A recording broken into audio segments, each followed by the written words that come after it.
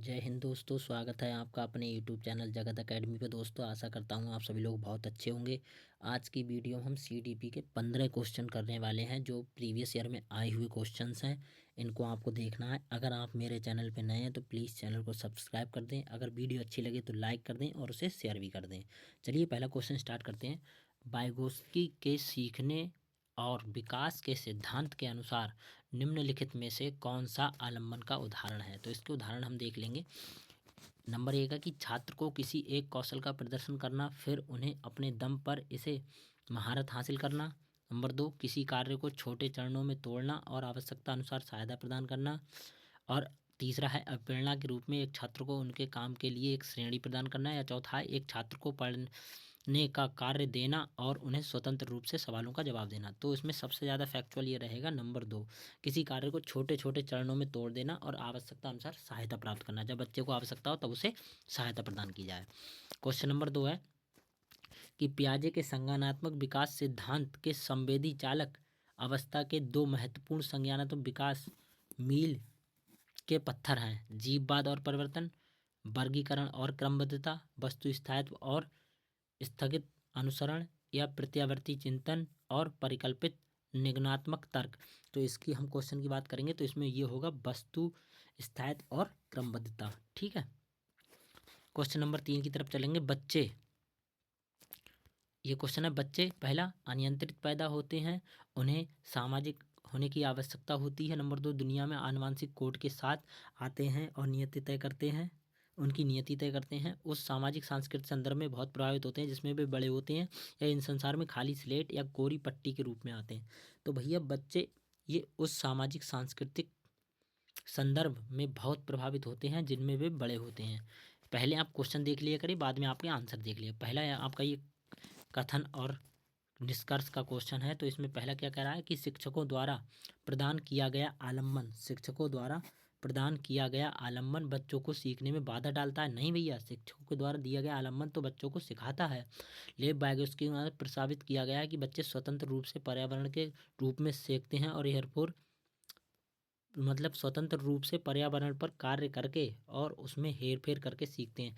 ये आपके वाइगोत्स्की नहीं, ये आपके पियाजे ने कहा है। किसने कहा है? ये पियाजे ने कहा है। तो ये कथन भी गलत हो जाएगा। तो ये दोनों कथन गलत हैं। तो इसका हो जाएगा आंसर दो, ए और दोनों गलत। इसका आंसर दो हो जाएगा, ए आर दोनों गलत। ठीक है। हम नेक्स्ट क्वेश्चन की तरफ चलते हैं। निम्न में से कौन सा बाहरी अभिप्रेरणा का सही वर्णन करता है? अभिप्रेरणा जो वातावरण के परिणामों से आती है, अभिप्रेरणा जो व्यक्तिगत संतुष्टि की भावना से आती है, अभिप्रेरणा जो कार्य के व्यक्तिगत आनंद से आती है, अभिप्रेरणा जो आंतरिक कारकों से आती है। तो भैया अभिप्रेरणा जो वातावरणीय परिणामों से आती है, ये क्वेश्चन हमारा हो जाएगा। नेक्स्ट क्वेश्चन की तरफ हम चलेंगे। क्वेश्चन है कि जीन पियाजे के अनुसार, ये एक ही स्लाइड पे आ जाएगा, एक सेकंड। जीन पियाजे के अनुसार एक बच्चा जो सरल गणित उत्क्रमण जैसे 3 5 बराबर 8 और 3 और 5 8 माइनस 5 बराबर 3 के पीछे के तर्क को नहीं समझ पा रहा है, तो इसका क्या कारण? जीववादी सोच हो जाएगी, अपरिवर्तनीयता हो जाएगी, या अहम केंद्रियता हो जाएगी, या अवधारणात्मक केंद्रीयकरण हो जाएगा। तो इसकी जब हम बात करेंगे तो ये आपकी हो जाएगी अपरिवर्तनीय, इनरिवर्सिबिलिटी, मतलब वह परिवर्तन नहीं कर पा रहा है। अब फिर से एक कथन और निष्कर्ष वाला क्वेश्चन आ गया। अभिकथन, शिक्षकों को छात्रों से दूरी बनाकर रखनी चाहिए और अधिगम की प्राथमिक जिम्मेदारी उन पर नहीं डालनी चाहिए।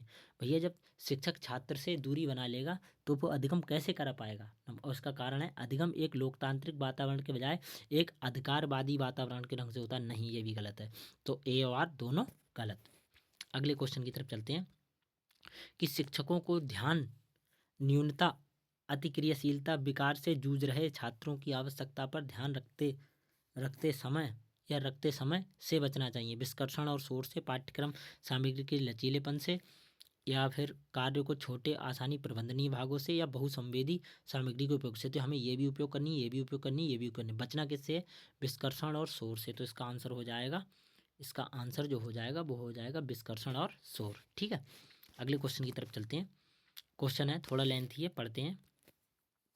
तो ये हम क्या पढ़ना है? पढ़ेंगे कि विद्यालय में खेलने के समय ऋषभ एक 7 वर्षीय लड़की से खेलने के लिए एक गुड़िया उठाई। उसके कुछ साथियों ने उसकी पसंद के खिलौने के लिए उसका मजाक उड़ाया। एक शिक्षक जो अपने विद्यार्थियों में लैंगिक भूमिका के संदर्भ में लचीलापन विकसित करना चाहता है को इस स्थिति में निम्नलिखित में से कौन सी प्रतिक्रिया देनी चाहिए। हम ऑप्शन देख लेते हैं। पहला ऑप्शन है, ऋषभ को बात करनी चाहिए कि गुड़िया लड़कियों के लिए उपयुक्त है और लड़कों के लिए गुड़िया के साथ नहीं खेलना चाहिए। ऋषभ को ये कहना चाहिए कि वह किसी खिलौने के साथ खेल सकता है क्योंकि दोस्तों में यह मंजूर नहीं कि वह गुड़िया के साथ खेले। ऋषभ को गुड़िया के साथ खेलने देना चाहिए और दूसरे बच्चों को कहना चाहिए वे अपनी पसंद का कोई खिलौना चुन सकते हैं। या बिना कहे गुड़िया को हटा देना चाहिए और ऋषभ को खिलौने के लिए कार दे देनी चाहिए। तो भैया हम इसमें ये करेंगे कि ऋषभ को गुड़िया के साथ हमें खेलने देना चाहिए और किसी बच्चे को अपनी पसंद का खिलौना चुन लेना चाहिए। ठीक है। अगला क्वेश्चन है, पियाजे के संज्ञानात्मक विकास का किस प्रकार वर्णन किया जाता है। पहला हो जाएगा सतत निरंतरता के रूप में, 4 अतिव्यापी संस्कृति विशिष्ट चरण में, 4 गुणात्मक रूप के भिन्न चरण में, या फिर प्रगतिशील स्तर में, 3 प्रगतिशील स्तर में। तो ये हो जाएगा 4 गुणात्मक भिन्न रूप में। ठीक है। अगला क्वेश्चन है बच्चे अक्सर अपने आसपास की घटनाओं की वस्तुओं अपनी आसपास की घटनाओं की अपनी व्याख्या लेकर आते हैं। बारिश क्यों होती है पूछे जाने सवाल पर सिया कहती है भगवान अपने कंधों पर पानी की बाल्टियां ढो ढो कर थक चुके होंगे। ऐसी व्याख्या तो ये चित्रित करती है कि बच्चों में एक आत्मकेंद्रित दृष्टिकोण है और वे दूसरे दृष्टिकोण पर विचार नहीं कर सकते। स्पष्ट करती है कि बच्चे तर्क करने में सक्षम नहीं हैं। साबित करती है कि बच्चों की सोच वयस्कों की तुलना में मात्रात्मक रूप से कम होती है। संकेत देती है कि बच्चों अपने सांस्कृतिक परिवेश के सहज अनुकूल समझ होती है और वे घटनाओं को समझने की कोशिश करते हैं। तो भैया हमारा क्वेश्चन ये हो जाएगा कि यही संकेत देती है कि बच्चों को अपने सांस्कृतिक परिवेश के अनुकूल सहज समझ होती है जिससे वे घटनाओं को समझने की कोशिश करते हैं। अगला क्वेश्चन है, अभिकथन है कि 5 से 6 वर्ष से कम उम्र के बच्चों को ठीक से और रेखाओं के भीतर लिखने में के लिए दबाव नहीं डालना चाहिए। कारण बच्चे 5-6 साल के बाद गतिक कौशल को बेहतर ढंग से सीख पाते हैं। तो भैया इसका ये आपका मतलब कथन भी ठीक है और इसका कारण भी ठीक है और इसकी व्याख्या भी ठीक है। तो हम लिखेंगे ए और दोनों सही और ए आर की व्याख्या करता है। अगला क्वेश्चन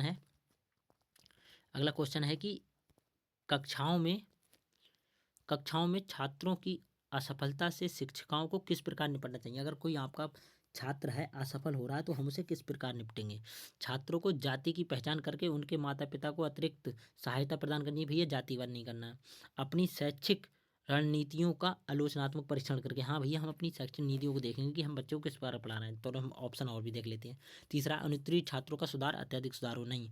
बुद्धि का आंकलन करने के लिए अनुत्तीर्ण छात्रों को मानकीकृत नहीं, ये नहीं करना। हमें दूसरा करना है कि अपनी खुद की शैक्षिक रणनीतियों को आलोचनात्मक परीक्षण करके। ठीक है। अब सेकंड लास्ट क्वेश्चन है कि व्यक्ति प्रथम भाषा का उपयोग जैसे अधिगम अक्षम छात्रों के बजाय अधिगम अक्षमता वाले छात्र के संबोधन का उपयोग करता है या करना। पहला क्या कहलाएगा, अक्षम लोगों की सही पहचान और नामांकन में बाधक है।